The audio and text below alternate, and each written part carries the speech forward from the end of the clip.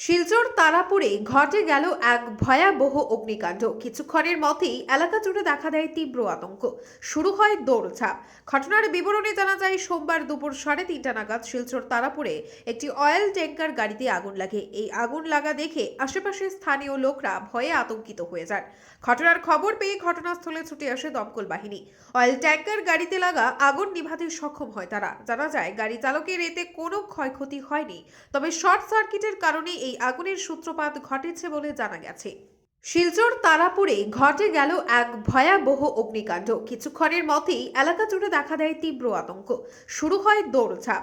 ঘটনার বিবরণে জানা যায়, সোমবার দুপুর 3:30 নাগাদ শিলচর তারাপুরে একটি অয়েল ট্যাঙ্কার গাড়িতে আগুন লাগে। এই আগুন লাগা দেখে আশেপাশের স্থানীয় লোকরা ভয়ে আতঙ্কিত হয়ে যান।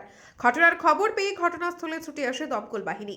অয়েল ট্যাঙ্কার গাড়িতে লাগা আগুন নিভাতে সক্ষম হয় তারা। জানা যায়, গাড়ি চালকের এতে কোনো ক্ষয়ক্ষতি হয়নি, তবে শর্ট সার্কিটের কারণে এই আগুনের সূত্রপাত ঘটেছে বলে জানা গেছে। ব্যুরো রিপোর্ট, আজকের বরাক।